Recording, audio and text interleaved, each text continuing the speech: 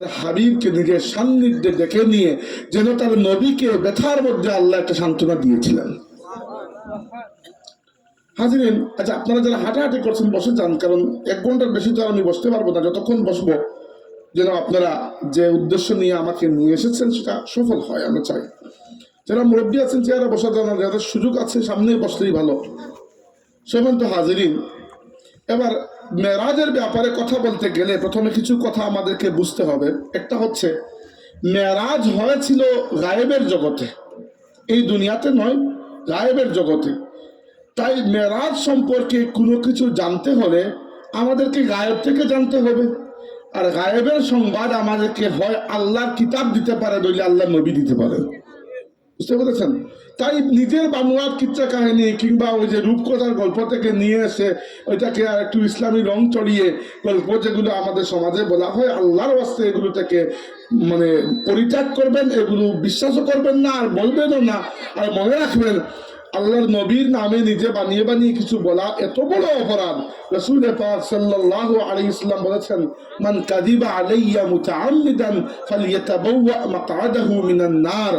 যে ব্যক্তি আমার ব্যাপারে কোনো মিথ্যা কথা বলল, সে যেন নিজের ঠিকানা জাহান্নামে নিজেই প্রস্তুত করে রাখে। নাউযুবিল্লাহ। কেন বলছি? কারণ জানেন, আমি দীর্ঘদিন যদিও হয়নি, প্রায় 6 বছর হতে চললো ওয়াজের মাহফিলে বয়ান করি, বিভিন্ন জায়গায় যাওয়ার সুযোগ হয়। বেশিরভাগ সময় মেরাজের কাহিনী বলতে গেলে আমরা নিজের বানোয়াট 2-4টি গল্পের মধ্যে ঢুকিয়ে দিই। উদ্দেশ্য হচ্ছে শ্রোতাকে মজা দেওয়া। শ্রোতাকে মজা দিতে গিয়ে আপনার যে সাজা হয়ে যাচ্ছে এটা বুঝবেন না। আর ইসলামের মধ্যে আপনার আলাদা করে কোনো মজা ঢুকানোর দরকার নাই। আল্লাহ তাবারাকা ওয়া তাআলা এটিকে আপনার স্বভাবজাত জীবন ব্যবস্থা বানিয়ে দিয়েছেন। একইভাবে অনেককে দেখা যায় কোরআন শরীফ তিলাওয়াতের সময় গানের সুর মধ্যখানে ঢুকিয়ে দেন। কেন? সুন্দর করার জন্য। আল্লাহর কসম, এটি মারাত্মক বড় অপরাধ। কখনো এটা করবেন না। কোরআন শরীফের নিজস্ব সুর রয়েছে, নিজস্ব লেহেন রয়েছে, ওটা আল্লাহর পক্ষ থেকে নির্ধারিত। আপনার এখানে গানের টোন ঢুকানোর প্রয়োজন নাই। তাই শরীয়ত আমরা পালন করব, শরীয়ত আমরা শিখব যেভাবে রাসূল শিখিয়ে গেছেন। এখানে আপনার মন গড়া কোনো কিছু প্রবেশ করানোর কোনো সুযোগ নেই। তো মেরাজের ঘটনা অনেক লম্বা একটা বিষয়। এই ঘটনা আমি পুরোপুরি বলতে পারবো বলেও দাবি করছি না, আর 1 ঘন্টায় তো কখনোই সম্ভব নয়। তাই মূল কিছু বিষয় যেগুলো আমাদের মতলবের বিষয়, সেরকম কিছু মূল বিষয় আপনাদের সামনে তুলে ধরবো। উদ্দেশ্য হচ্ছে মেরাজ থেকে কিছু শিক্ষা আমরা লাভ করব। আর দ্বিতীয়ত হচ্ছে আমাদের নবী সাল্লাল্লাহু আলাইহি ওয়াসাল্লামকে এবং আমাদের নবীর ওসিলায় আল্লাহ আমাদেরকে, এই উম্মতকে কত বড় মর্যাদার আসনে আল্লাহ দাখিল করেছে সেটা আজকে আমরা জেনে নিব। এবং এই মাহফিল থেকে যখন বাড়িতে যাব আমরা নিজেদের পরিচয়ের উপর গর্ব করতে পারবো ইনশাআল্লাহ।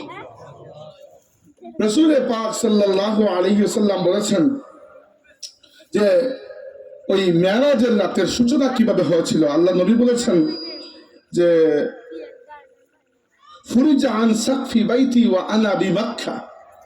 আমি মক্কায় ঘুমিয়েছিলাম, এক রাতে আমার ঘরের ছাদ খুলে গেল। তখনকার যুগে ছাদ এরকম কিছু ছিল না, ওই পাতা দেওয়া ছাদ, ওই ছাদ সরে গেল। এরপর আল্লাহ নবী বললেন, ফানাজালা জিবরিল, আল্লাহর ফেরেশতা জিবরাইল আলাইহিস সালাম এসে আমার ঘরে প্রবেশ করলেন। করে, কারণ মেরাজের এতগুলো হাদিস সবগুলো আমার মুখস্থ না, এই জন্য আমি আপনাদের কাছে দেখে দেখে বলবো যেন কোনো ভুল না হয়। এরপরে আল্লাহ নবী বললেন, ফানাজালা জিবরিল ফাফারাজা সাদরি সুম্মা গাসালাহু বিমাই জামজাম। জিবরাইল আলাইহিস সালাম আল্লাহর নবীকে নিয়ে গেলেন কাবা শরীফের পাশে। সেখানে তিনি রাসূল পাক সাল্লাল্লাহু আলাইহি ওয়াসাল্লামের সিনা মুবারক কেটে সেখান থেকে অন্তর অর্থাৎ হৃৎপিণ্ড বের করে জমজমের পানি দিয়ে ধুয়ে আবার জায়গা মতো প্রতিস্থাপন করে দিয়েছিলেন। তো এটি কি জন্য হয়েছে? কারণ দেখেন, আপনি থাকেন এক জগতে, এই জগতের এক ধরনের নিয়ম, যাবেন আরেক জগতে, ওই জগতের নিয়ম সম্পূর্ণ ভিন্ন। তো এই জগৎ থেকে যখন ওই জগতে যাচ্ছেন, আপনার একটা প্রস্তুতির প্রয়োজন আছে কিনা। এই জন্য রাসূল পাক সাল্লাল্লাহু আলাইহি ওয়াসাল্লাম আল্লাহর মাহবুব বান্দা, আল্লাহর নবী, আল্লাহর রাসূল, সবই ঠিক আছে, আদম সন্তান। তো আদম সন্তানের বসবাস তো আসমানে নয়, জমিনে। তো জমিন থেকে আপনি আসমান নয়, একেবারে আরশে মুআল্লা পর্যন্ত যাচ্ছেন। তো একটা যে প্রস্তুতি আছে, শারীরিক প্রস্তুতি, সেটা আল্লাহ তাবারাকা ওয়া তাআলা করিয়ে দিয়েছেন। এটি আমাদের নবীর মুআজিজা। আল্লাহ তাবারাকা ওয়া তাআলা প্রত্যেক নবীকে কিছু না কিছু মুআজিজা দিয়েছেন এবং বলেছেন এই মুআজিজাগুলো কত বড় তার উপর নির্ভর করে ওই নবীর উম্মতের সংখ্যা কত বেশি। আর বলেছেন যে আল্লাহ আমাকে তো দিয়েছেন অনেক মুআজিজা, তার মধ্যে সবচেয়ে বড় মুআজিজা কি? আল্লাহ নবী বলেছেন ফা ইন্নী উতিতু ওয়াহইয়ান আওহাহুল্লাহু আলাইয়া, আল্লাহ আমাকে ওয়াহির মাধ্যমে একটি সবচেয়ে বড় মুআজিজা কোরআন দান করেছেন। ফা ইন্নী আরজু আন আকুনা আকসারুহুম তাবিআন ইয়াউমাল কিয়ামা, আর এই কোরআনের মুআজিজার কারণে আমি মুহাম্মদুর রাসূলুল্লাহ এটা আশা করি যে কিয়ামতের ময়দানে সবচেয়ে বেশি উম্মত হবে আমার উম্মতের অন্তর্ভুক্ত। তো আমরা বলবো আরামসে বসেন, আমরা কথা বলবো এইসব বিষয় নিয়ে। তো আমরা জানলাম কি রাসূলের পাক সাল্লাল্লাহু আলাইহি ওয়াসাল্লাম মক্কা শরীফে ছিলেন। লম্বা কাহিনী, আমি ভাই 10 ভাগ বলবো, 90 ভাগ ছেড়ে দেবো, কারণ সুযোগ নাই। আমার কাছে যেটা লেখা আছে 28-30 পৃষ্ঠা, এটা আমার নিজেরই লেখা। আজ থেকে প্রায় 5 বছর আগে প্রায় 2-3 সপ্তাহ লেগেছিল সমস্ত হাদিসের কিতাবগুলোকে নিয়ে বসে এগুলো থেকে সংগ্রহ করে একটা নোট তৈরি করতে। কিন্তু এই নোট আমি আজ পর্যন্ত জিন্দেগিতে কখনো কোনো ওয়াজে বলতে পারি না, অর্ধেক বলার পরে টাইম শেষ। যাই হোক না কেন, মূল পয়েন্টগুলো বলছি যে মক্কা শরীফে ছিলেন। এক রাতে ফেরেশতা জিবরাইলকে আল্লাহ পাঠালেন। জিবরাইল আলাইহিস সালাম যে শুধু কোরআন নিয়ে আসতেন তা নয়, জিবরাইল মাঝে মধ্যে অন্য কাজেও আসতেন। এমনকি আমাদের নবীর যখন মন খারাপ থাকতো, মনটা একটু খারাপ হতো, ফেরেশতা জিবরাইল এসে গল্প করে আল্লাহ নবীর মন ভালো করে দিয়ে যেতেন। এই জন্য ইহুদিরা জিজ্ঞেস করেছিল, হে মুহাম্মদ সাল্লাল্লাহু আলাইহি সাল্লাম, আসমানে তোমার বন্ধুকে? আল্লাহ নবী বলেছেন আসমানে আমার বন্ধু হচ্ছেন জিবরাইল, আর জমিনে কে? জমিনে আবু বকর এবং ওমর। তো আসমানে বন্ধু হচ্ছেন জিবরাইল। জিবরাইল সেই ফেরেশতা, একবার তিনি আসলেন, আমাদেরকে জিবরাইলকেও জানতে হবে, জিবরাইলকেও চিনতে হবে। জিবরাইল একদিন আসলেন, এসে বললেন ইয়া রাসূলুল্লাহ, দেখি আপনার মনটা খুব খারাপ। আল্লাহ নবী বলে, হ্যাঁ আমার আসলেই মন খারাপ, মনে খুব কষ্ট কোন একটা কারণে। জিবরাইল আল্লাহর নবীকে খুশি করার জন্য বললেন, আমা তারদাকা ইয়া মুহাম্মাদু আন তুসাল্লি আলাইয়া মিন উম্মাতিকা ওয়াহিদাতান ইল্লা সাল্লাইতু আলাইহি 10। হে মুহাম্মদ, আপনি কি খুশি নন? আপনার যে উম্মত আপনার প্রতি একবার দুরূদ পড়বে, আমি জিবরাইল তার জন্য 10 বার আল্লাহর কাছে রহমতের দোয়া করব। আল্লাহ নবীর মন খুশি হয়ে গেল যে উম্মতের জন্য এত বড় একটা পাওনা। এমনকি এরকম অনেক সময় ফেরেশতা জিবরাইল এসেছেন, এসে গল্প করেছেন তিনি জীবনে কি করেছেন, তার জীবনে এত নবীদের কাছে তিনি গিয়েছেন, কখন কার কাছে কি ইন্টারেস্টিং কাহিনী। জিবরাইল এসে প্রায় সময় আল্লাহ নবীর সাথে গল্প করতেন। তো সেই ফেরেশতা, অর্থাৎ আল্লাহ যে ফেরেশতাকে পাঠিয়েছেন উনিও তার নবীর পরিচিত ফেরেশতা, ভরসার ফেরেশতা। এমন কেউ নয় যাকে আল্লাহ নবী আগে দেখেন নাই। আগে না দেখলে তো কথাবার্তা বলতে একটু আনইজি লাগতো। জিবরাইলকে পাঠিয়েছেন এবং জিবরাইলের ব্যাপারে আল্লাহ রাব্বুল আলামিন বলেছেন মুতাইন সাম্মা আমিন।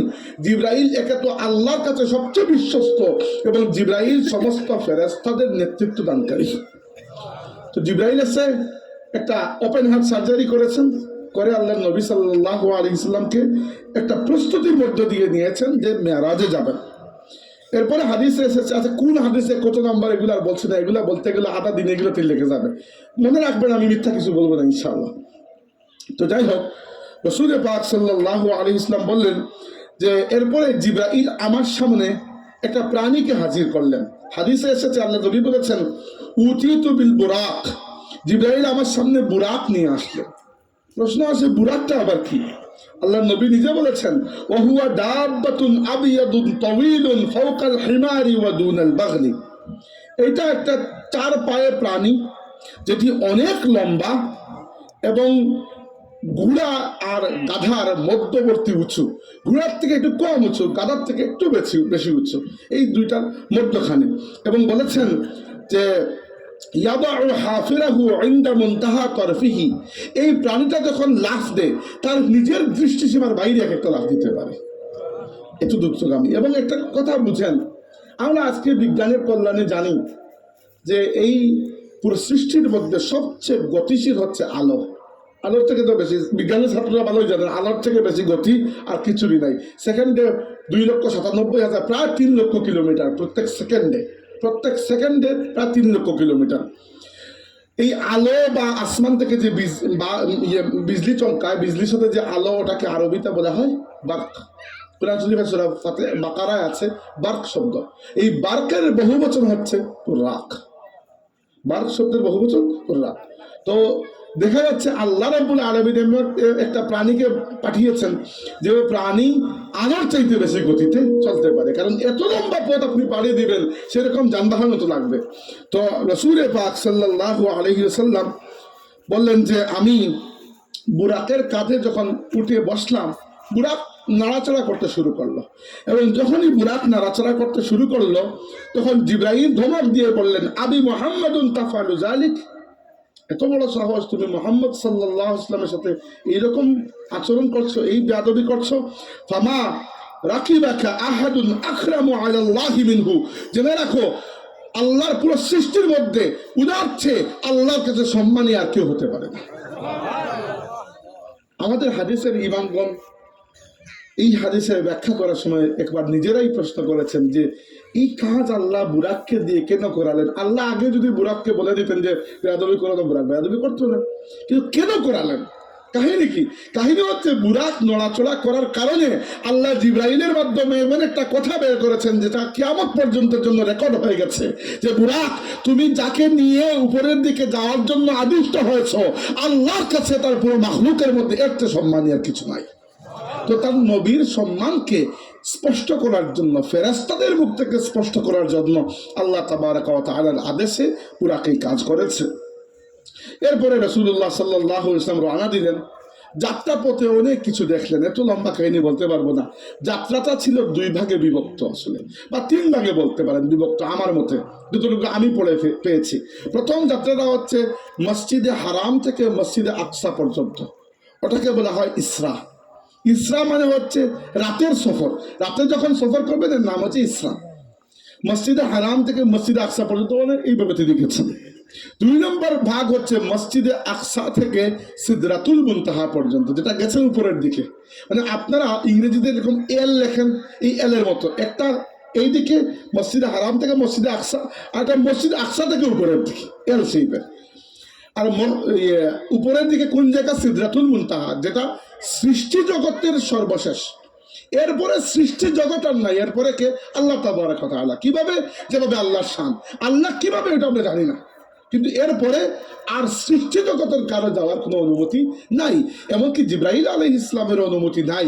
আল্লাহর নবী তো বলেছেন জিবরাইল সেই দিন আল্লাহকে দেখবেন যেদিন আমরা আল্লাহকে দেখবো কিয়ামতের ময়দানে। এর আগে জিবরাইলের দেখার কোনো অনুমতি নাই।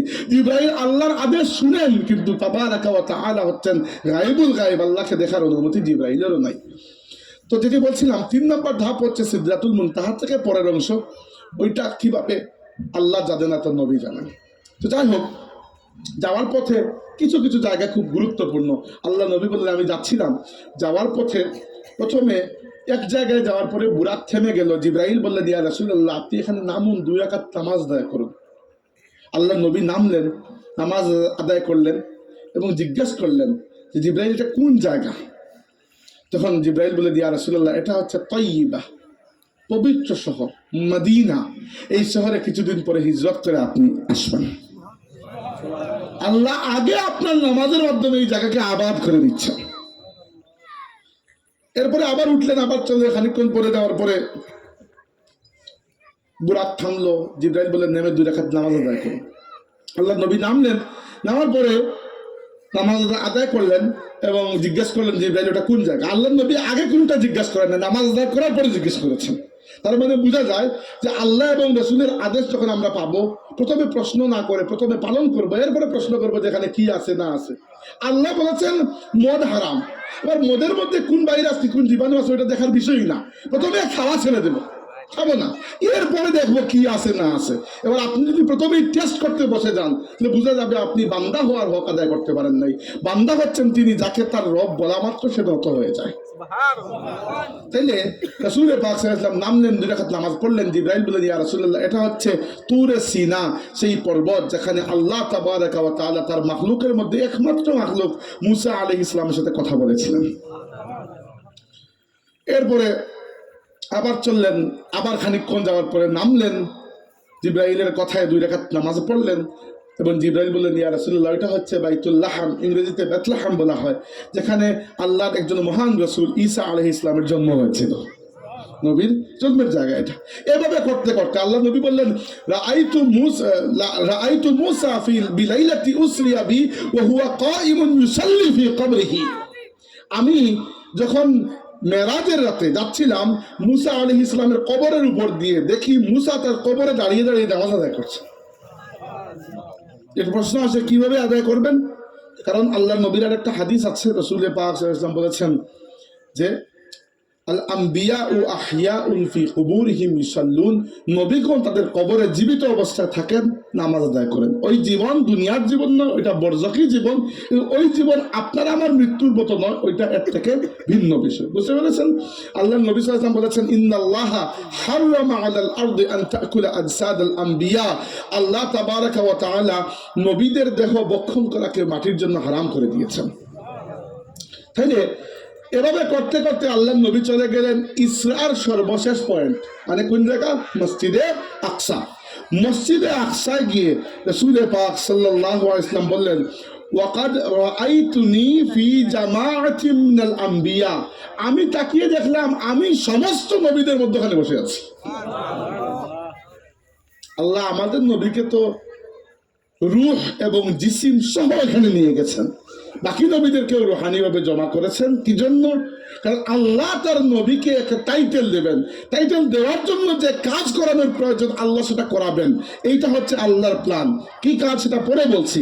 তাই না? রাসূলুল্লাহ কি বললেন? আমি দেখলাম তামাম নবী রাসূল, চলে আসেন, আমি দেখলাম তামাম নবী রাসূলের মধ্যখানে আমি। এভাবে নবী রাসূলের পরিচয় দিলেন। রাসূলুল্লাহ বলেন, আমি মুসা আলাইহিস সালামের সাথে সাক্ষাৎ করলাম, ঈসা আলাইহিস সালামের সাথে, ইব্রাহিম আলাইহিস সালামের সাথে, সবার সাথে সাক্ষাৎ করলাম।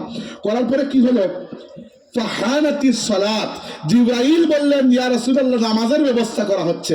ফাহানাতিস সালাত ফাআমামতুহুম, আর আমি তোমাদের নবী সেই জামাতের মধ্যে ইমামতি করলাম। আমরা আমাদের নবীকে কি বলি? ইমামুল আম্বিয়া বলি না? তো ইমামুল আম্বিয়া টাইটেল দেওয়ার জন্য আল্লাহ তাবারাকা ওয়া তাআলা সব নবীদেরকে এখানে জমা করেছেন, যে আপনারা দুনিয়া থেকে বিদায় নিয়েছেন সত্য, রুহানিভাবে এখানে চলে আসুন, আমার হাবিবের পেছনে নামাজ আদায় করে আপনারা আবার নবীকে ইমামুল আম্বিয়া টাইটেল দিয়ে যান।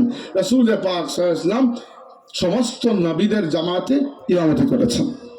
এরপরে আল্লাহ নবী সাল্লাল্লাহু আলাইহি ওয়াসাল্লাম বললেন যে ফালাম্মা ফারাগতু মিনাস সালাতি ক্বালা কাইলুন ইয়া মুহাম্মাদু হাযা মালিক সাহিবুন নারি ফাসাল্লামা আলাইহি ফালতাফাততু ইলাইহি ফাবাদাআনি বিসসালাম। নামাজ শেষ করে সালাম ফেরানোর পরই জিবরাইল বলেন, ইয়া রাসূলুল্লাহ আপনি একটু পিছনে ফিরে দেখুন। পিছনে ফিরে দেখলাম, দেখি একজন। জিবরাইল বলেন, ইয়া রাসূলুল্লাহ উনি হচ্ছেন জাহান্নামের দায়িত্বপ্রাপ্ত ফেরেশতা মালিক, উনাকে সালাম করুন। আল্লাহ নবী বললেন, প্রথমে দেখি তো আমি ভয় পেয়ে গেছি, উনাকে সালাম করতে যাব, কিন্তু উনি আমাকে সুযোগ না দিয়ে নিজেই আগ বাড়িয়ে আমাকে সালাম দিয়ে দিলেন। এরপরে আল্লাহ নবী সাল্লাল্লাহু আলাইহি ওয়াসাল্লাম বললেন যে জিবরাইল আমার সামনে দুইটা পেয়ালা নিয়ে আসলেন। ফাজাআনি জিবরিলু বিইনাইম মিন খামরিন ওয়া ইনাইম মিন লাবান। জিবরাইল আমার সামনে দুইটা পাত্র রেখে বললেন, ইয়া রাসূলুল্লাহ এই দুইটা পাত্রের মধ্য থেকে একটি পাত্র বাছাই করুন। আমি একটি পাত্র বাছাই করলাম। জিবরাইল আলাইহিস সালাম বললেন, ইয়া রাসূলুল্লাহ যে পাত্রটিতে আপনি হাত দিয়ে বাছাই করেছেন এর মধ্যে দুধ ছিল, আর যেটাতে বাছাই করেননি সেটাতে মদ ছিল। এবং জিবরাইল বললেন, আমি আল্লাহর শুকরিয়া আদায় করছি এজন্য, না জেনে আপনি পাত্রটি ছুঁয়েছেন তবুও খারাপটি ছুঁয়ে দেখেননি, ভালোটি ছুঁয়ে দেখেছেন। অর্থাৎ জিবরাইল বলেন, ইয়া রাসূলুল্লাহ আপনার অন্তরের পবিত্রতা এর মাধ্যমে প্রমাণিত হয়, না জেনে আপনি দুটি পাত্রের মধ্য থেকে একটিকে চুজ করেছেন, সেটাও হালালকে চুজ করেছেন, হারামকে আপনি চুজ করেননি। তো এইভাবে এই ইসরার ঘটনা এখানে যদি আমরা শেষ করে দেই, এরপরে মেরাজ শুরু হলো এই বুরাকে চলেই, এবং আসমানের দিকে চলে গেলেন। যাওয়ার পথে রাসূলুল্লাহ সাল্লাল্লাহু আলাইহি ওয়াসাল্লাম অনেক কিছু দেখলেন, এত কিছু আর বয়ান করতে পারছি না, অনেক কিছু। তার মধ্যে একটি, আল্লাহ নবী বলেছেন যে আমি প্রত্যেকটি আসমান পার হওয়ার সময় শুনলাম মৌমাছির গুঞ্জনের মতো গুঞ্জন, আওয়াজ হচ্ছে। তখন জিবরাইলকে জিজ্ঞাসা করলাম, জিবরাইল এগুলো কিসের আওয়াজ? জিবরাইল বললেন, ইয়া রাসূলুল্লাহ এগুলো ফেরেশতাদের আওয়াজ। কিভাবে? প্রত্যেকটা আসমানে এমন একটা ইঞ্চিও জায়গা খালি নাই, প্রত্যেকটা ইঞ্চি ইঞ্চি জায়গায় সৃষ্টির শুরু থেকে আল্লাহ তাবারাকা ওয়া তাআলা একজন ফেরেশতাকে নির্ধারণ করে রেখেছেন, যিনি সৃষ্টির শেষ সময় পর্যন্ত সেজদায় পতিত হয়ে আল্লাহর তারিফ করতে থাকবেন। কখনো মনে করবেন না আপনি ইবাদত না করলে আল্লাহর আরশ একটু নিচে নামে যাবে, আর আপনি ইবাদত করলে উঁচু হয়ে যাবে। আল্লাহ আপনার ইবাদতের পিয়াসী নন। ইবাদতটা আপনার দরকার। আপনার ইবাদতটা প্রতিদান হয়ে আপনার কাছেই ফিরে আসবে। আপনি আপনার রবের ইবাদত করে কি বা করে ফেলবেন? রবের ইবাদত কি কম ফেরেশতা করতেছে নাকি? ফেরেশতাদের সংখ্যা কি আমাদের চাইতে বেশি নয়? এত বেশি যে আমরা জানি না। আল্লাহ বলেছেন, ওমা ইয়ালামু জুনুদা রাব্বিকা ইল্লা হু। হে নবী, আপনার রবের সেনাবাহিনীর সংখ্যা তিনি ব্যতীত আর কেউ জানেন না। তো সেই ফেরেশতারা প্রতিনিয়ত আল্লাহর ইবাদতে রত আছেন। আপনাকে যে আল্লাহ ইবাদতের সুযোগ দিয়েছেন, এটা আল্লাহর দয়া যে তিনি আপনাকে ইবাদতের জন্য নির্ধারণ করেছেন। পৃথিবীতে 800 কোটি মানুষ বসবাস করে, তার মধ্যে কত মানুষ আছে গুমরা, কত মানুষ আছে যারা আল্লাহকে ইবাদত করতে পারে না, এই বুঝ নাই। কত মানুষ আছে নিজের হাতের বানানো মূর্তির সামনে মাথা নত করে, কত মানুষ আছে সূর্যের সামনে মাথা নত করে, কত মানুষ আছে গরুর পূজা করে, কত মানুষ আছে কবরের পূজা করে। মুসলমানদের মধ্যে এরকম গুমরাহ মানুষ রয়েছে যারা কবরে গিয়ে সেজদা করে ফেলেন। আউযুবিল্লাহি মিন যালিক। আপনি শুকরিয়া আদায় করুন যে আপনি আল্লাহকে ওয়াদা দিয়েছিলেন, বলেছিলেন ইয়্যাকা না'বুদু ওয়া ইয়্যাকা নাস্তাঈন, আমি একমাত্র তোমার ইবাদত করি আর তোমার কাছে সাহায্য চাই। আপনি শুকরিয়া আদায় করুন আল্লাহর যে আজ পর্যন্ত আল্লাহ আপনার কপালকে তার কুদরতের কদম ব্যতীত অন্য কারো কদমে মাথা নোয়াননি। আপনি এই শুকরিয়া যদি সারা জীবন সেজদায় পড়ে আদায় করেন, আপনি কি শুকরিয়া আদায় করবেন? আমাদের নবী সাল্লাল্লাহু আলাইহি ওয়াসাল্লাম রাতের পর রাত সেজদায় পড়ে থাকতেন, পা ফুলে যেত। একদিন আয়েশা সিদ্দিকা রাদিয়াল্লাহু আনহা, আমাদের মা, তিনি জিজ্ঞাসা করেন, ইয়া রাসূলুল্লাহ, আপনি তো নিষ্পাপ, আপনাদের কোনো গুনাহ নাই, তো আপনি সারা রাত কাঁদেন কি জন্য? সারা রাত সেজদায় পড়ে থাকেন কি জন্য? আল্লাহ নবী জবাব দিলেন, আয়েশা, আফালা উহিব্বু আন আকুনা আবদান শাকুরা। আয়েশা, আমার কি মন চায় না যে রব আমাকে এরকম দিয়েছেন, সেই রবের শুকরিয়া আদায় করব? মানে শুকরিয়া আদায়ের জন্য আমাদের নবী সারা রাত সিজদায় পড়ে থাকতেন। এই জন্য যেখানেই এইরকম কোনো কিছু দেখবেন, যে কোনো মুসলমান, অন্য ধর্মের মানুষ হলে দুঃখ লাগে না, কোনো মুসলমান যেখানে দেখবেন এইরকম কোনো শিরকি কাজে লিপ্ত আছে, আল্লাহর ওয়াস্তে এদেরকে সেখান থেকে বিরত রাখার চেষ্টা করবেন। আল্লাহর ওয়াস্তে এই মাহফিলগুলোকে জারি রাখবেন। এগুলোর মাধ্যমে হক কথা মানুষের কাছে পৌঁছা, ঠিক কিনা? নইলে বিভিন্ন জায়গায় দেখা যায় উরুসের নামে, মাজারের নামে, কোন জায়গায় আবার মুসলমানরা গাছের মধ্যে এই তাবিজ টাঙিয়ে এরকম অবস্থা করে। আল্লাহর নবী বা তার কোন সাহাবী এই কাজ করেছেন? কোন মানুষকে, আল্লাহর কোন ওলিকে এই কাজ আপনি করতে দেখেছেন? দুনিয়াতে এত ইমাম, আইম্মা, উলামায়ে কেরাম এসে চলে গেছেন, কার ফতোয়ায় আপনি এই কাজ পেয়েছেন? আমি বুঝতে পারলাম না যে আল্লাহর শরীয়তের মধ্যে এগুলা কি নিয়ে আসে হলো। দয়া করে আপনার মাথা বড় সম্মানী, ওটা আল্লাহ ছাড়া কারো সামনে নোয়াবেন না। আপনার হাত খুব সম্মানী, ওটা আল্লাহ ছাড়া কারো সামনে পাতবেন না। একবার আল্লাহ ছাড়া কারো সামনে হাত পাতবেন, সারা জীবন আল্লাহ হাত পাতাবেন। আপনি নিজের ইজ্জত রাখবেন না, আল্লাহকে আপনার ইজ্জত রাখবেন। তো মনে রাখবেন এটা। হাজরিন, যেতে বলছিলাম, অন্য কাহিনীতে চলে গেলাম। এরপরে চলে যাই মেরাজে। কারণ ইসরা শেষ, ইসরারও অনেক লম্বা, কিন্তু আমি ছেড়ে দিচ্ছি। মেরাজ কিভাবে শুরু হলো? মেরাজ শুরু হলো বাইতুল মাকদিস বা মসজিদে আকসা থেকে উপরের দিকে। এবার লম্বা হাদিস, হাদিসটি সহিহ বুখারী শরীফের মধ্যে রয়েছে। আল্লাহর নবী সাল্লাল্লাহু আলাইহি ওয়াসাল্লাম বললেন যে আমি জিবরাইলকে সাথে নিয়ে বুরাকে চড়ে উপরের দিকে গেলাম। প্রথম আসমানে যখন গেলাম, তখন দেখি আসমানের দরজা বন্ধ। জিবরাইল আলাইহিস সালাম দরজায় নক করলেন। তখন জিজ্ঞেস করা হলো কে? তখন তিনি বললেন আনা জিবরিল, আমি জিবরাইল। জিজ্ঞেস করলেন যে তোমার ওমান মাআকা, তোমার সাথে কে? ক্বালা মুহাম্মদ, আমি বললাম আমার সাথে মুহাম্মদ। তখন বলা হলো ওয়াকাদ উরসিলা ইলাইহি, ক্বালা নাম। তখন ফেরেশতা জিজ্ঞেস করলেন উনাকে কি নিমন্ত্রণ জানানো হয়েছে? জিবরাইল বললেন হ্যাঁ। তখন ফেরেশতারা দরজা খুলে দিলেন। শুধু দরজা খুললেন তা নয়, সমস্যার স্লোগান দিলেন মারহাবান বিহি, মারহাবান বিহি, ফানি'মাল মুজিবু জাআ। অর্থ হচ্ছে ওটাই, অতিথির আগমন, শুভেচ্ছা, স্বাগতম, আপনারা যেটা বলেন না, ওই আরবিতে তারা ওটাই বলেছেন যে মারহাবান মারহাবান, আমরা স্বাগতম জানাচ্ছি। ফানি'মাল মুজিবু জাআ, যিনি আগমন করেছেন তার থেকে ভালো আর কেউ আগমন করা সম্ভবই নয়। স্লোগান তো আমরা খালি দিই না, আজকে অবশ্য আমাদের স্লোগান দাতা ভাইয়েরা বেশি দিয়ে দিয়েছে। এদেরকে একটু চা দিয়েন, গোলা টোলা মনে বসে গেছে, দেখছি 5 মিনিট ধরে স্লোগানই দিচ্ছে। এদেরকে চা খাওয়াইন, কারণ তাদের আগ্রহ। কিন্তু স্লোগান আমরা শুধু দেই না, আল্লাহর ফেরেশতারাও আসমানের দরজা খুলে আমাদের নবী সাল্লাল্লাহু আলাইহি ওয়াসাল্লামের সামনে স্লোগান দিয়েছেন। মানে হাদিসের স্লোগান লেখা নেই, হাদিসের লাইন লেখা আছে, আমি এটাকে স্লোগান বলছি, কারণ এমন কথা বলেছেন যে কথা আমরা স্লোগানের সময় বলি। যাই হোক, আল্লাহ নবী বললেন, আমি প্রথম আসমানে গেলাম, প্রথম আসমানে গিয়ে আমার সাক্ষাৎ হলো মানব জাতির আদি পিতা সাইয়্যিদুনা আদম আলাইহিস সালামের সাথে। আদম আলাইহিস সালামকে আমি দেখলাম। জিবরাইল বললেন, ইয়া রাসূলুল্লাহ, উনি আপনার বাবা আদম, সালাম দিন। আমি সালাম দিলাম। আদম আলাইহিস সালাম বললেন আমাকে মারহাবান মারহাবান, তিনি আমাকে দেখে ওয়েলকাম জানালেন। এরপরে দ্বিতীয় আসমানে ভাবে পার হলাম। দ্বিতীয় আসমানে সাক্ষাৎ হলো দুইজন নবীর সাথে, একজন ঈসা আলাইহিস সালাম আর একজন ইয়াহইয়া আলাইহিস সালাম। এরপরে 3 নম্বর, আমি মধ্যখানে একটা কাহিনী আছে, আমি বাদ দিয়ে যাচ্ছি। 3 নম্বর আসমানে গেলাম, সেখানে দেখা হলো আল্লাহর আরেক নবী ইউসুফ আলাইহিস সালামের সাথে। এবং আল্লাহ নবী সাল্লাল্লাহু আলাইহি ওয়াসাল্লাম বলেছেন, ইউসুফকে দেখে আমার মনে হলো আল্লাহর পুরো সৃষ্টির মধ্যে অর্ধেক সৌন্দর্য আল্লাহ একা ইউসুফকে দিয়ে দিয়েছেন। ইউসুফের চেয়ে সুন্দর মানুষ আমি আর দেখি নাই, এটা রাসূলুল্লাহ নিজে বলেছেন। যাই হোক, দুঃখিত, আপনি চা দিয়েছেন, আমার মনে নেই, আমি খেয়াল করে নেই। আচ্ছা, 4 নম্বর আসমানে আল্লাহ নবী গেলেন, গিয়ে সাক্ষাৎ হলো একজন নবী ইদ্রিস আলাইহিস সালামের সাথে। ইদ্রিস আলাইহিস সালামের ব্যাপারে আমরা এত বেশি জানি না, আসলে কোরআন শরীফে 2-3টা আয়াত এসেছে।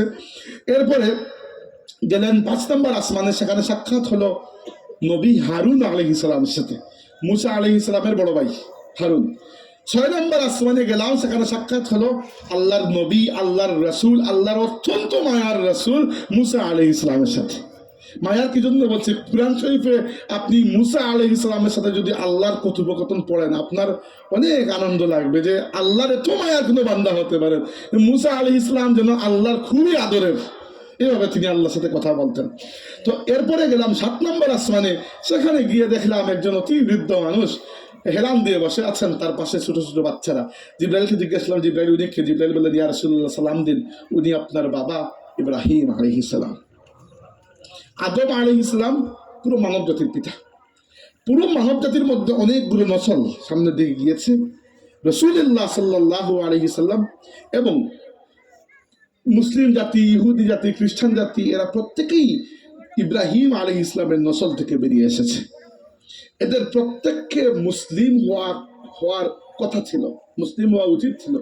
ইহুদি আর খ্রিস্টানরা নিজেদের জন্য ইহুদি খ্রিস্টান ধর্ম বানিয়ে নিয়েছে, তারা মুসলিম এই পরিচয়কে বাদ দিয়ে নিজের জন্য ইহুদি পরিচয় বানিয়েছে। কিন্তু ইব্রাহিম আলাইহিস সালাম কখনো ইহুদিও ছিলেন না, খ্রিস্টানও ছিলেন না, তিনি ছিলেন হানিফা মুসলিমা, একনিষ্ঠ মুসলমান। আর আল্লাহ বলেছেন, ইন্না আউলান নাসি বিইব্রাহিম আল্লাযিনা তাবাউহু ওয়া হাযান নাবিয়্যু ওয়াল্লাযিনা আমানু। ইব্রাহিমের আসল অনুসারী হচ্ছেন আমার নবী মুহাম্মদ সাল্লাল্লাহু আলাইহি ওয়াসাল্লাম এবং তার অনুসারীরা।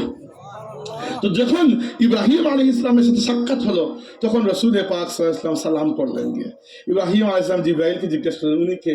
জিবরাইল বলেন, উনি হচ্ছেন আপনার পুত্র আহমদ সাল্লাল্লাহু আলাইহি ওয়াসাল্লাম।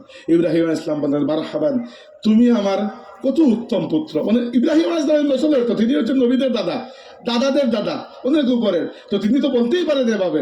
অন্য নবীরা আমাদের নবীকে দেখে বলেছেন আমার ভাই, কারণ এক নবী আর এক নবীর ভাই। ইব্রাহিম আলাইহিস সালাম দেখে বলেছেন পুত্র, কারণ তিনি পুত্র বলতেই পারেন, তার এই হক আছে। ইব্রাহিম আলাইহিস সালাম বললেন, শুনো, আল্লাহ রাব্বুল আলামিনের সাথে আজকে তুমি সাক্ষাৎ করতে যাচ্ছ। অর্থাৎ আল্লাহ আগে থেকে জানিয়ে রেখেছে সবাইকে। আর শুনে রাখো মুহাম্মদ, তোমার উম্মত আখিরে জামানের উম্মত, এরা দুর্বল হবে, তাই চেষ্টা করবে আল্লাহর কাছে এদের জন্য সহজ কোনো শরীয়ত নিয়ে আসতে। চিন্তা করে আমাদের জন্য কত মানুষের কত মায়া। ইব্রাহিমকে আমরা দেখি নাই, কিন্তু আমরা ইব্রাহিমের আওলাদ। মিল্লাতা আবিকুম ইব্রাহিম হুয়া সাম্মাকুমুল মুসলিমিন। আল্লাহ বলেছেন, তোমরা তোমাদের বাবা ইব্রাহিমের মিল্লাতের অনুসারী, ইব্রাহিমের জাতির অন্তর্ভুক্ত, তিনি তোমাদের নাম রেখেছেন মুসলমান। আমরা যে মুসলমান পরিচয় দেই, এটা আমাদের কোনো গুণবাচক পরিচয় না, এটা আমাদের নাম। আমাদের বাবা ইব্রাহিম আমাদের নাম মুসলমান রেখেছে। আর বাকি আমরা এই দলে, ওই দলে, এই মাসলাকে, ওই গ্রুপে, ওই পার্টিতে, ওই দেশে, ওই গোত্রে, ওই বংশে নিজেদেরকে টুকরা টুকরা করে নিয়েছি। কিন্তু কিয়ামতের দিন ওইগুলোর জন্য আমরা কোনো খায়েশমন্দ হব না। আমাদের খায়েশ থাকবে দুনিয়াতে যদি আরো ভালো মুসলমান হতে পারতাম। কোরআন শরীফে আল্লাহ বলেছেন, রুবামা ইয়াওয়াদ্দুল্লাযীনা কাফারু লাউ কানু মুসলিমিন। সেই দিন কাফিররা আফসোস করে বলবে, হায় রে যদি মুসলিম হতে পারতাম। এটা বলবে না, হায় রে যদি সিলেটি হতে পারতাম। এটা বলবে না হায়রে যদি আমেরিকান হতে পারতাম, এটাও বলবে না যে হায়রে যদি আওয়ামী লীগ বা বিএনপি হতে পারতাম, এটাও বলবে না যে অমুক মসলকের অমুক মজহবের অমুক গোলার হতে পারতাম, বলবে হায়রে যদি মুসলিম হতে পারতাম। অর্থাৎ মুসলিম বলতেই আল্লাহর কাছে প্রিয়। যে ব্যক্তি ঈমান এনেছে সে আল্লাহর ওলি হয়ে গেছে। আমি বলছি না, আল্লাহ বলেছেন যে প্রত্যেক মুমিন আল্লাহর ওলি, আর এরপরে যে যত নফল ইবাদত করবে সে তত বড় ওলি। কিন্তু প্রাথমিকভাবে ইন জেনারেল প্রত্যেক মুমিন এতটুকু আল্লাহর ওলি যে সে আল্লাহর কাছে হাত উঠালে সেই হাতকে খালি ফিরিয়ে দিতে আল্লাহর লজ্জা লেগে যায়। যাই হোক, এরপরে চাটা খুব ভালো, কিন্তু আমি খেতে পারছি না, কারণ হাতে একটু মোবাইল দেখে দেখে বলতে হয়। আল্লাহ নবী বলে আমি একটু পার হলাম, সামনের দিকে গেলাম, গিয়ে কি হলো, ফারাফানি আল বাইতুল মামুর, আমি উপরে গিয়ে দেখি ওখানে বাইতুল মামুর, মানে দেখলেন একটি মসজিদ। জিজ্ঞেস করেন জিবরাইল এটা কি? জিবরাইল বলেন ইয়া রাসূলুল্লাহ এটা হচ্ছে বাইতুল মামুর, ফেরেশতাদের কিবলা। ফাসাআলতু জিবরিল ফাকাল হাযা বাইতুল মামুর ইউসাল্লি ফীহি কুল্লা ইয়াউমিন ৭০,০০০ মালাকিন ইযা খারাজু লাম ইয়াউদুহু ইলাইহি আখিরা মা আলাইহিম। হাদিসে সহিহ বুখারীতে রয়েছে। জিবরাইল বলেন ইয়া রাসূলুল্লাহ এটার কাহিনী হচ্ছে এটা ফেরেশতাদের কিবলা। প্রত্যেক দিন ৭০,০০০ ফেরেশতা এই মসজিদে প্রবেশ করে আল্লাহর ইবাদত করেন এবং বিকালে মানে দিন শেষে বের হয়ে যান। যারা একবার প্রবেশ করেন কিয়ামতের দিন পর্যন্ত তারা দ্বিতীয়বার আর প্রবেশ করার সুযোগ পাবেন না। আর চিন্তা করেন ফেরেশতাদের কত সংখ্যা। তাই আমার উস্তাদ বলতেন যে মানুষের খুব শখ ভাইরাল হবে, পপুলার হবে, শখ না, এই জন্য মানুষ আউল ফাউল কাজ করে যেন ভাইরাল হয়ে যায়। আউল ফাউল কাজ না করলে আপনি ভাইরাল হতে পারবেন না এমনিতে। এই যে আপনি দেখে দেখে হাদিস পড়তেছেন, দু চারজন মানুষ বসবে পরে চলে যাবে, আর এখানে যদি আমি নৌকা পাইস দিয়ে ডান্স দিতাম দেখতেন না, মানুষের সাগর বয়ে যাচ্ছে এখানে। তো আউল ফাউল মানুষ বেশি বিখ্যাত হয়, এটাও ঠিক আছে। কিন্তু আমার উস্তাদ একটা কথা বলতেন যে বিখ্যাত যদি হতে চাও, পপুলার যদি হতে চাও, মানুষের কাছে হয়ে লাভ নেই, মানুষ দুই দিন পরে ভুলে যাবে। ফেরেশতাদের কাছে পপুলার হয়ে যাও, কারণ ফেরেশতারা ভুলেন না, ফেরেশতারা কিছুই ভুলেন না। এমনকি কিয়ামতের ময়দানে ফেরেশতারা সুপারিশ করবেন, আল্লাহ রাতে একবার ডিউটি পড়েছিল তোমার অমুক বান্দার ঘরে, দেখেছি সে নামাজ পড়ছে, আমি দাঁড়িয়ে দাঁড়িয়ে পুরো নামাজ দেখেছি, আমি সাক্ষী আছি সে নামাজ পড়ছিল। আর এমনিতেও আল্লাহ বলেছেন ইন্না কুরআন আল ফাজরি কানা মাশহুদা, ফজরের সময় নামাজে, ফজরের নামাজে যে তিলাওয়াত করা হয় ফেরেশতারা হাজির থেকে ওই তিলাওয়াতের সাক্ষী হয়ে যান। আল্লাহ নবী বলেছেন কোন মানুষ যদি ঘরেও একা নামাজ পড়ে কখনো সে একা নয়, কমসে কম একজন ফেরেশতা তার সাথে সে জয়েন করে নামাজে। তো আপনি কখনো একা নয়, একজন মুমিনের সাথে কমসে কম, মানে আমি হিসাব করে অনেক হাদিস মিলিয়ে দেখেছি, বেশিও হতে পারে, 40 জনের মতো ফেরেশতাকে আল্লাহ গার্ড হিসাবে রেখে দেন। ওই যে মাঝে মধ্যে আপনার জীবনে এরকম অনেক হয়েছে, আমি উলামা কেরামের মুখে শুনে পরবর্তীতে এই বিষয়টা মিলিয়ে দেখেছি। জীবনে অনেকবার আপনাদের সাথে হয়েছে যে আপনি রাস্তা দিয়ে হাঁটছেন, পাশ দিয়ে একটা গাড়ি চলে গেছে, মানে আপনার মনে হচ্ছে যদি আমি 1 সেকেন্ড আগে মাথা সরিয়ে না নিতাম গাড়ি যে মাথায় লাগতো। এরকম জীবনে হয়েছে যে পা পিছলে যাবে বেঁচে গেছেন, এগুলো কি জন্য? আল্লাহ ফেরেশতারা ধরে আপনাকে বাঁচিয়ে দেন। ইল্লা একটা সুরত বেঁচে, যখন মৃত্যু আসবে কেউ বাঁচাতে পারবে না, কারণ ওইটা আল্লাহর পক্ষ থেকে নির্ধারিত। বাকিগুলো আপনার দোয়া এত বড় অস্ত্র যে দোয়ার কারণে আল্লাহ রাব্বুল আলামিন ফেরেশতাদের মাধ্যমে আপনাকে প্রোটেকশন দিয়ে দেন। আর ফেরেশতাদের প্রোটেকশন পাওয়ার জন্য সবচেয়ে উত্তম 2টা উপায় হচ্ছে, একটা হচ্ছে পাক পবিত্র থাকা, মানে উযু করে থাকলে তো ভালো, আর উযু ছাড়াও যদি আপনার থাকতে হয় তবুও খেয়াল রাখবেন যে প্রস্রাবে সেটা যেন না লাগে, ওই যে বা কাপড় চোপড় পাক পরিষ্কার হওয়ার দরকার নেই, পরিষ্কার তো হতে হবে, এটা তো দুনিয়াবি বিষয়। পরিষ্কার আর পাক এক বিষয় নয়, বুঝতে পেরেছেন? পরিষ্কার আর পাক এক বিষয় নয়। তো আমার এই কাপড়টা পরিষ্কার আপাতত, পাক হোক, কিন্তু এই কাপড় পরিষ্কার থাকতে পারে, পাক নাও থাকতে পারে, এরকম অবস্থা হতে পারে। আবার পাক থাকতে পারে, মাঝে মধ্যে পরিষ্কার নাও থাকতে পারে। যেমন ধরেন আপনি মাটির মধ্যে, মাটিটা পাক আছে, নামাজ পড়ে ফেলেছেন, কিন্তু আপনার কপালে মাটি লাগবে, কপালটা পরিষ্কার না কিন্তু পাক, নাপাক নয় কিন্তু। তো পাক আর পরিষ্কারের মধ্যে পার্থক্য আছে। একটা হচ্ছে পাক থাকবে, বিশেষ করে প্রস্রাবের দিক সময় খেয়াল রাখবেন যেন প্রস্রাবের ছিটা না লাগে, ওটা লাগলে কবরের আযাব হয়। আর 2 নম্বর হচ্ছে সকাল সন্ধ্যায় তাসবিহ পাঠ করবেন। যারা সকাল সন্ধ্যায় তাসবিহ পাঠ করে এদের সাথে ফেরেশতাদের গার্ড ওয়াল থাকে। তসবিহ কি হতো? তসবিহ ফাতিবি যেটা পড়েন না, অভ্যাস তো আছে, 33 বার সুবহানাল্লাহ, 33 বার আলহামদুলিল্লাহ, 34 বার আল্লাহু আকবার, এই তাসবিহ পাঠ করবেন। পারলে একটু বেশি করবেন। ওইটা কি করে? আপনাকে ফেরেশতাদের প্রোটেকশনের মধ্যে রেখে দেয়। যেটা বলছিলাম, আল্লাহ নবী জিবরাইল আলাইহিস সালামের সাথে বাইতুল মামুর পরিদর্শন করলেন। আমি সংক্ষিপ্ত করছি। এরপরে চলে গেলেন সৃষ্টি জগতের সর্বশেষ জায়গায়, যার নাম হচ্ছে সিদরাত আল মুনতাহা। সিদরাতুল মুনতাহা কি? আল্লাহ নবী বলেন ফারুফিআলি আল বাইত, দুঃখিত আমি ভুল করেছি। আল্লাহ নবী সাল্লাল্লাহু আলাইহি ওয়াসাল্লাম বলেন ওয়ারুফিআত লি সিদরাতুল মুনতাহা, এরপরে আমাকে উঠানো হলো সিদরাতুল মুনতাহা। আর সিদরাতুল মুনতাহা কি? সিদরাত শব্দের অর্থ হচ্ছে বড়ই গাছ, মুনতাহা মানে শেষ প্রান্ত, অর্থাৎ এই সৃষ্টি জগতের শেষ প্রান্তে বড়ই গাছের মতো দেখতে একটা গাছ আছে, যে গাছ সম্পর্কে আল্লাহ নবী সাল্লাল্লাহু আলাইহি ওয়াসাল্লাম বলেছেন ওই গাছকে আল্লাহ রাব্বুল আলামিন সাজিয়েছেন ফাগাসসাহা মা গাসসা, ওই গাছকে ঢেকে ফেলেছে এমন সকল আবরণ, এমন সৌন্দর্য, যে সৌন্দর্য আল্লাহর পক্ষ থেকে। রাসূলুল্লাহ নিজে বলেছেন যে ওই গাছের সৌন্দর্য কোনো মানুষের পক্ষে বয়ান করা সম্ভব নয়। এবং ওই গাছ থেকে 4টি নদী প্রবাহিত হয়েছে, গাছের নিচ থেকে 2টি নদীকে আল্লাহ জান্নাতে পৌঁছে দিয়েছেন, আর কুদরতি ভাবে 2টি নদীকে আল্লাহ দুনিয়াতে পৌঁছে দিয়েছেন। জান্নাতে পৌঁছে দিয়েছেন 2টা নদীকে, একটার নাম হচ্ছে কৌসার আর একটার নাম হচ্ছে সালসাবিল। এটা আল্লাহ নবী বলেন নেই, আলিমরা মতামত দিয়েছেন, আল্লাহু আলাম ভুল শুদ্ধ হতে পারে। আর দুনিয়াতে যে 2টি পাঠিয়েছেন আল্লাহ নবী সাল্লাল্লাহু আলাইহি ওয়াসাল্লাম নিজের নাম বলেছেন, একটি হচ্ছে আন-নাইল, একটা হচ্ছে আল ফুরাত। একটা হচ্ছে নীলনদ, একটা হচ্ছে ফুরাত। নীলনদ কোন জায়গায়? নীলনদ হচ্ছে আফ্রিকায়। নীলনদ পৃথিবীর সবচেয়ে লম্বা নদী, যে নদীর পানি দিয়ে প্রায় 10টি দেশের মানুষ জীবনযাপন করে। 10টি। নীলনদ পৃথিবীর একমাত্র নদ। নর্মালি নদী উত্তর থেকে দক্ষিণে প্রবাহিত হয়, নীলনদ দক্ষিণ থেকে উত্তর উল্টা দিকে প্রবাহিত হয়। আমার সুযোগ হয়েছে নীলনদ দেখার, নীলনদে নৌকা চলার। মিশরে যখন ছিলাম অনেকদিন, তো নীলনদ বলতে অনেকেই মনে করেন যে এই নদীর পানি নীল, এরকম কিছু না। নদীর নাম হচ্ছে নীল। ওই নীল মানে ওই ব্লু কালার, যে ওই নীল নয়। নদীর পানি বাংলাদেশের মতো, ওই বুড়িগঙ্গার মতো ময়লা পানি, খুবই ময়লা পানি, কিন্তু নাম হচ্ছে নীল। আর ফুরাত নদী 3টা দেশ জুড়ে এসেছে, ইরাক, সিরিয়া, আর উপরের দিকে তার্কিতে সামান্য একটু জায়গা পেয়েছে, ওইটা হচ্ছে ফোরাত নদী। তো আল্লাহ নবী সাল্লাল্লাহু আলাইহি ওয়াসাল্লাম বলেছেন ওই 2টা নদী আল্লাহ রাব্বুল আলামিন কুদরতিভাবে দুনিয়াতে পৌঁছে দিয়েছেন। আচ্ছা, আমি সংক্ষিপ্ত করছি। এবার আল্লাহ নবী সাল্লাল্লাহু আলাইহি ওয়াসাল্লাম বলেছেন যে এতটুকু পর্যন্ত আমি গেলাম, দেখলাম ফালাম্মা গাশিয়াহা মিন আমরিল্লাহি মা গাশিয়া তাগায়্যারাত ফামা আহাদুম মিন খালকিল্লাহি ইস্তাতিউ আন ইউবাইয়িনাহা মিন হুসনিহা কামা ক্বালা। যখন আল্লাহর আদেশে সিদরাতুল মুনতাহাকে সাজানো হলো এবং এমন সকল গয়নাগাটি এবং লাইট লাগানো হলো যে ফামা আহাদুম মিন খালকিল্লাহ, আল্লাহর সৃষ্টির মধ্যে কেউ বয়ান করে শেষ করতে পারবে না এই কাজটি কত সুন্দর ছিল। এরপরে রাসূলুল্লাহ সাল্লাল্লাহু আলাইহি ওয়াসাল্লাম বললেন যে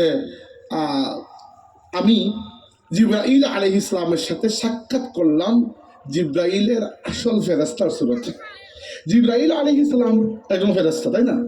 তো জিবরাইল আল্লাহর নবীর কাছে জীবনে হাজার হাজার বার এসেছে, কিন্তু আল্লাহর নবী তার পুরো জীবনে জিবরাইলকে পরিপূর্ণ ফেরেশতার সুরতে দেখেছেন মাত্র 2 বার। একবার ওহী নাজিল হওয়ার প্রথম দিকে, মানে 1-2টা ওহী নাজিল হওয়ার পরে একদিন আল্লাহর নবী সাল্লাল্লাহু আলাইহি ওয়াসাল্লাম ওই হেরা গুহার পাশ দিয়ে যাচ্ছিলেন, পেছন থেকে ডাক শুনলেন, কে যেন ডাক দিচ্ছে, ইয়া মুহাম্মদ, ইয়া মুহাম্মদ। তিনি পিছনে ফিরে তাকালেন, এখানে জমিন থেকে আসমান পর্যন্ত এক সৃষ্টি বিশাল বড়। তখন তিনি একটু মাথা এগিয়ে বললেন, ইয়া মুহাম্মদ ইন্নাকা লা রাসূলুল্লাহি হাক্কুন ওয়া আনা জিবরিল। হে মুহাম্মদ, আপনি সত্য সত্য আল্লাহর রাসূল, আর আমি হচ্ছি জিবরাইল। আর দ্বিতীয়বার আল্লাহ নবী দেখেছেন এই মুহূর্তে সিদরাতুল মুনতাহায় যাওয়ার পরে জিবরাইল আলাইহিস সালামকে পরিপূর্ণ ফেরেশতার সুরতে। তো আমার উস্তাদ সুন্দর একটা কথা বলেছিলেন, দুনিয়াতে আল্লাহ নবী জিবরাইলকে দেখেছিলেন নিচের থেকে উপরের দিকে, কারণ জিবরাইল তো পা তো জমিনে, মাথা তো উপরের দিকে, আর সিদরাতুল মুনতাহায় গিয়ে দেখেছেন উপর থেকে নিচের দিকে, তাই না? তো এটা আল্লাহর কি হিকমত, এটা আমি নিশ্চিত করে বলছি না, হতেও পারে আল্লাহু আলাম, কিন্তু এটা নিশ্চিত আল্লাহ নবী নিজে বলেছেন আমি জিবরাইলকে দেখেছি। রাআইতু জিবরিল ওয়া লাহু 600 জানাহিন, জিবরাইলের 800টি ডানা রয়েছে। ফেরেশতাদের ডানা রয়েছে, কোরআন শরীফে আছে উলু আজনিহাতি মাসনা ওয়া সুলাসা ওয়া রুবা। কোন ফেরেশতার 2টা ডানা, কারো 3টা, কারো 4টা, মানে 2টা বলতে 2 পাশে 2টা 4টা, 3টা 6টা, 4টা 8টা। জিবরাইল আলাইহিস সালামের 800 ডানা রয়েছে।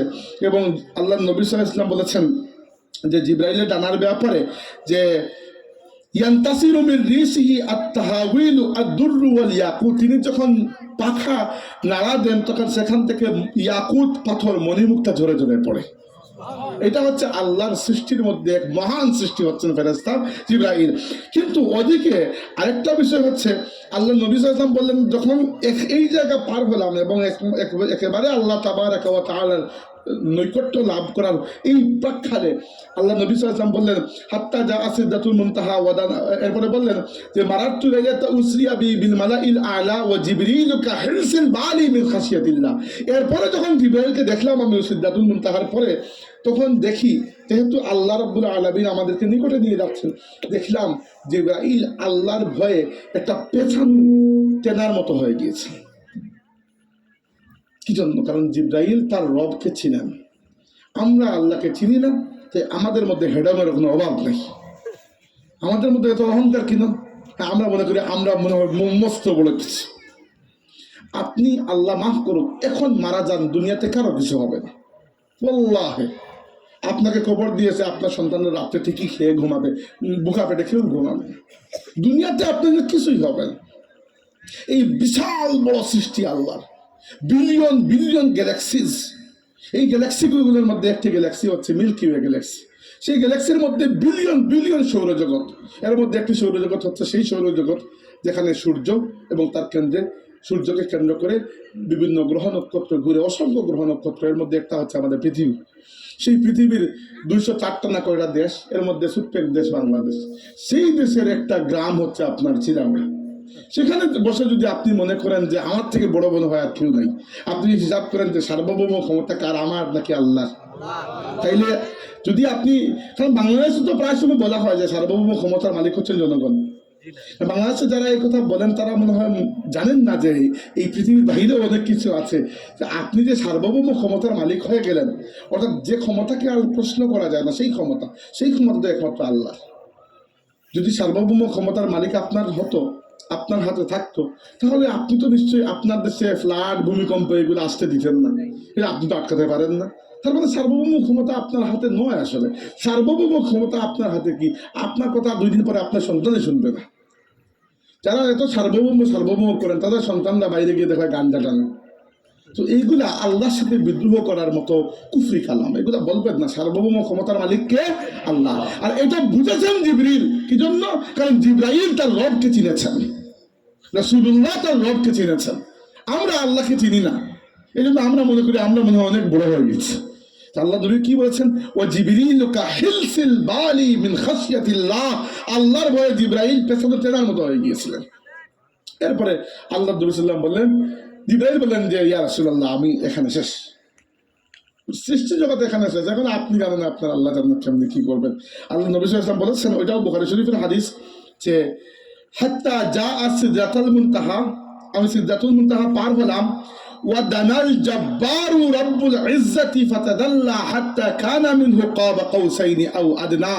আল্লাহ সুবহানাহু ওয়া তাআলা আমাকে নিকটবর্তী করলেন এবং আমাকে তার নিকট নিয়ে গেলেন। আল্লাহ নবী এটা ব্যাখ্যা দেন নাই।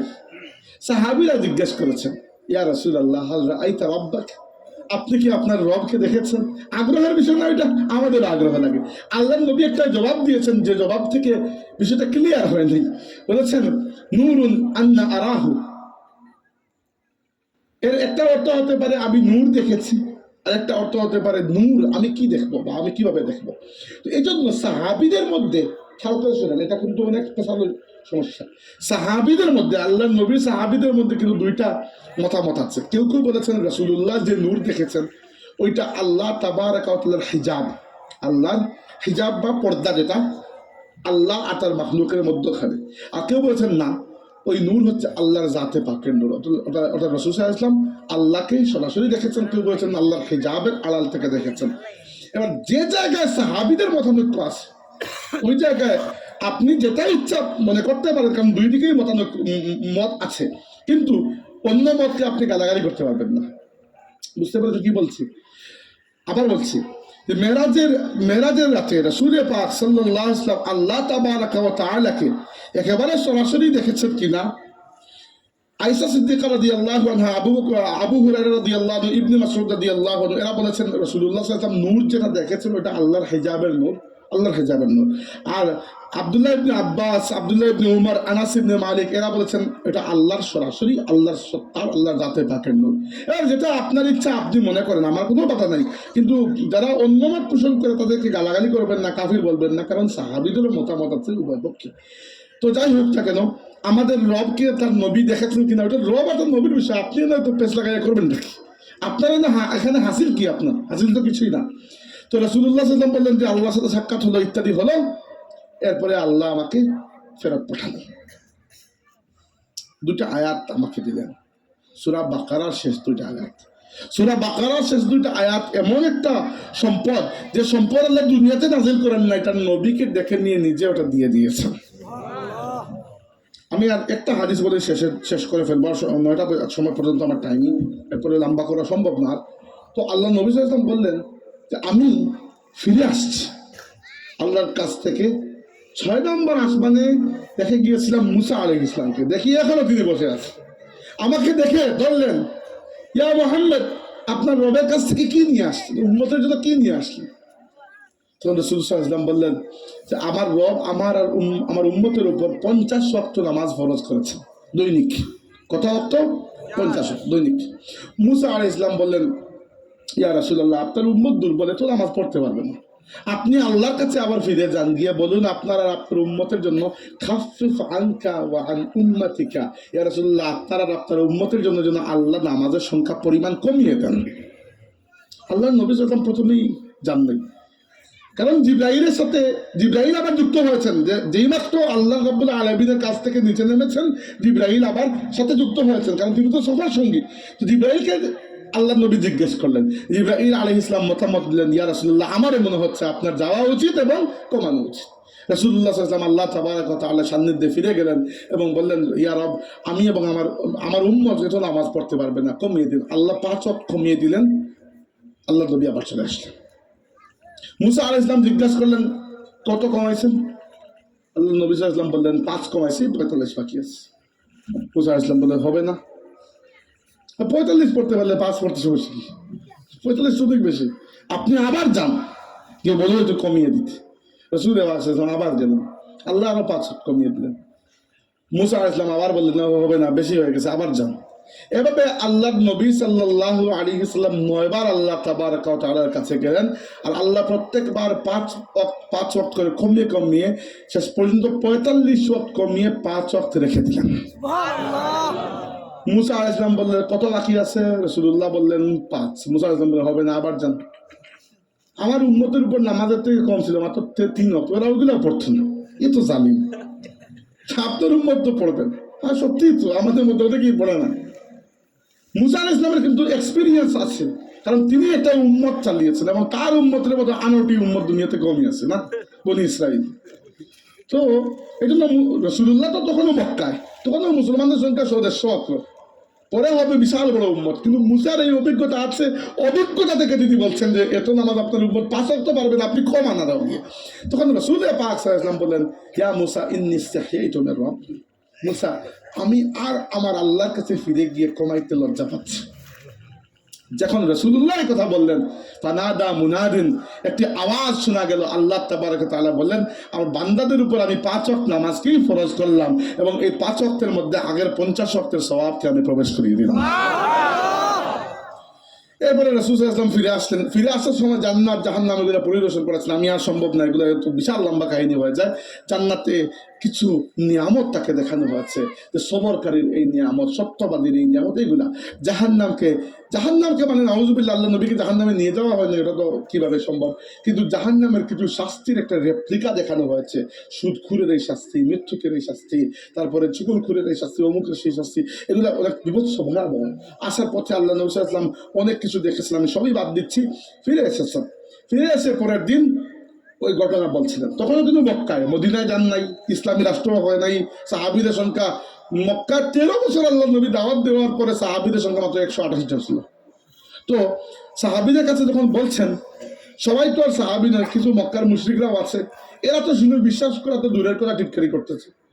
আবু বকর সিদ্দিক রাদিয়াল্লাহু আনহু সেই মাহফিলে ছিলেন না। তো রাসূল পাক সাল্লাল্লাহু আলাইহি ওয়াসাল্লাম যখন এই কাহিনী বলছেন, আবু বকর সিদ্দিক রাদিয়াল্লাহু আনহু সেখানে ছিলেন না। তো পরে ফিরে আসছেন যখন আল্লাহ নবীর কাছে রাস্তায় দুজন মক্কার কুরাইশ কাফিরদের সাথে দেখা হলো। তো ওরা আবু বকরকে দেখে বললো যে তুমি আজকে তোমার নবীর দরবারে যাও নাই? তিনি বললেন আমি এখন যাচ্ছি।